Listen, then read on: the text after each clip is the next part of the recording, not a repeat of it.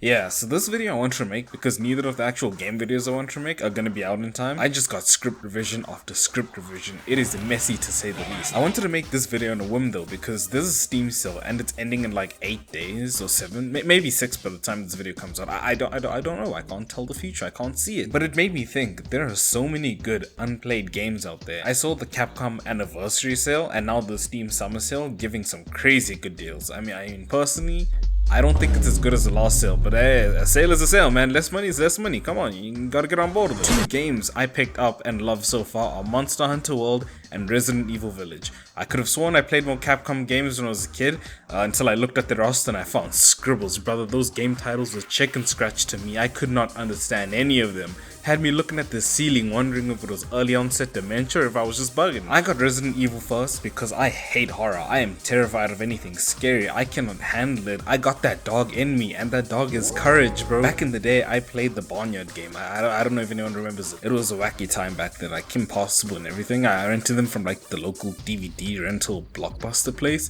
but they had a mission to go into the barnyard, but it looked dark, and I was like, no way, they're gonna jump scare me. I've seen Ninja Assassin or something. Lord Ninja. Ninja doesn't have a hot on, fucking racist thing. I know how these things go. So I left that rented game untouched, and that is how scared I was. That should be the answer to any keyboard warriors out there asking why I didn't start with the original Resident Evil and work my way up, or at least start with Biohazard, the 7th one. And that's because I am scared. I'm a bitch. There's no other way to put it. You hate to see it, you hate to hear it, but that is how it is. I know my limits. Like, just look at this, right?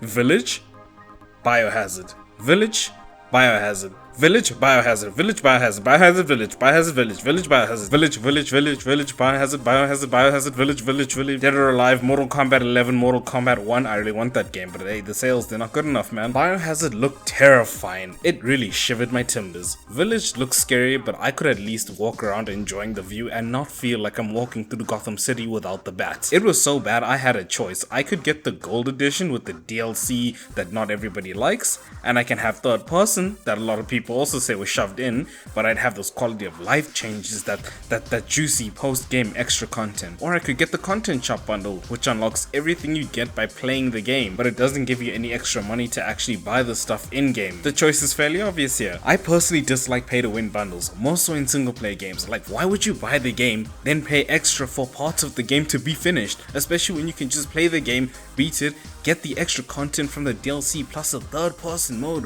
which offers even more replayability and a different style of shooting for a whole new story with a new character in a more eerie style. Yeah, I bought the content shop bundle. Look, I know, I went on a rant about it and there were valid points, okay? Yes, content for money. I never realized the point. Others bought it to avoid seemingly pointless grinds, and that's fair, that's good, that's grand. But then you have a question, you have a question you have, and you have an inquiry. Why'd I buy it when I dislike the idea of paying more to have parts of the game finished for? Infinite ammo. Yeah, I don't care about none of that other stuff. New gun? Cool. I don't fully know how to use the gun swapping and the ammo types anyway. Lightsaber? Actually pretty dope. I doubt I'd use it unless I was like, doing it for fun. Infinite ammo though, sir. Yes, please. See, a big part of Resident Evil is resource and ammo management. Like, I don't like that kind of stuff personally. Like, if there's a weight limit in a game, for example, I will just get a mod to remove the limit, just because it's just not my kind of thing. Like, and I know a lot of people will be like, oh, play the game as intended, but you know what the game was intended to be?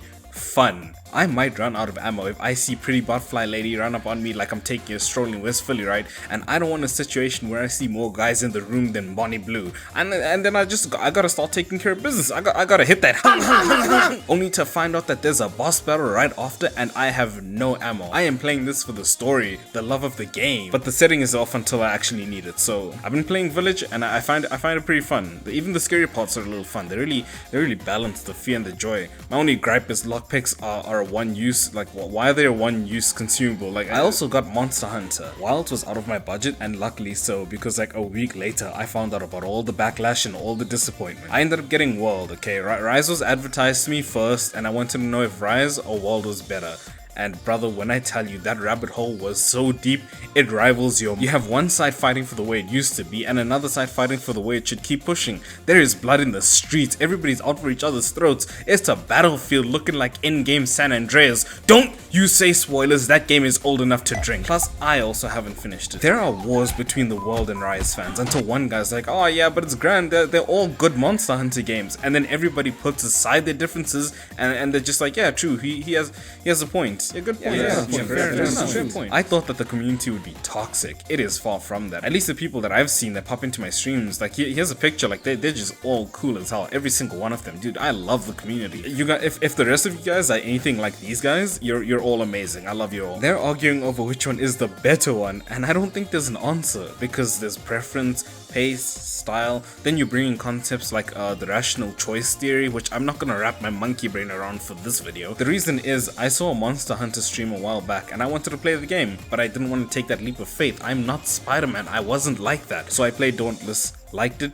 then disliked it really quickly, then I really quickly disliked it. Like damn, they tanked the hell out of that game. They wanted to mimic the Japs so hard, they nuked themselves. However, this time I figured I'm giving horror a try, let me give this a try. Let me give Capcom a try. So I chose World. I like the look of the environment. The world. Also, the graphics are slightly better, mainly the color palette. I wanted a colorful game. I didn't want to play a Monster Hunter game with sensory videos on the side, and it's not to say that it's an uninteresting game or that it's a boring game. It actually has some cool mechanics that are quick to learn and hard to master. It even has these rideable dogs and snap out of it. Snap out of it. It doesn't matter if I managed to get one of you or multiple of you, okay? You had your eyes fixated on that sensory video, didn't you? I'm not mad, I am not angry, I am not pressed. The only thing that should be pressed though is that like and subscribe. Also, I tried the Rise demo afterwards and I just like Worlds more. There's nothing to it, okay? If you want to fight me on how Worlds is worse, then you go ahead. But just know I've never played any one of these games before in my life. So you could tell me Billy Boy Clinton himself had a cameo in Rise and I would believe you. But World was so good that I decided to get the Iceborne DLC, even though I might not use the benefits right now. I just wanted to be able to have a smooth transition after the game into the DLC. Just like how I'm gonna have a smooth transition into the DLC of The Witcher 3 Wild Hunt after 2 years when I finally do finish the base game. While Resident Evil and Monster Hunter aren't my games, I decided to try them during the sale, and they turned out to be great. This serves as more of a very scuffed love letter to the sales for lowering the barrier to entry to games that you otherwise wouldn't have tried. It would have been a love letter to Capcom, but like the recent issues, plus I haven't played many of their games, so the sales really pushed me to try them. So if there's any games that you haven't tried yet that you've been curious about, take the leap. The sales are the best time to do that, and I'm glad I took that leap. Also, only take the leap if you have the money. I mean, this goes without saying, but I'm saying it in case, like, obviously don't take your rent money out and use it on Assassin's Creed Shadows or something, because Ghost of Tsushima is way cheaper, and also because it's living money, like, you need it to live, okay? But if you have expendable monies that you were just gonna throw at a fire or at a sapphire, a few of you'll get the references, and you guys did a touch grass, then you can try the games that you weren't sure about, okay? It also doesn't hurt that Steam offers refunds. I tried Needy Streamer Overload and Chef RPG. They both genuinely lowered my quality of life, but they're beloved by many others, so you genuinely never know. You might despise it, or you might fall in love with it and have a new favorite game. So if you're on the fence considering a game that you might genuinely fall in love with, try it. Go for it. But as for me, I'll catch you guys in the next one.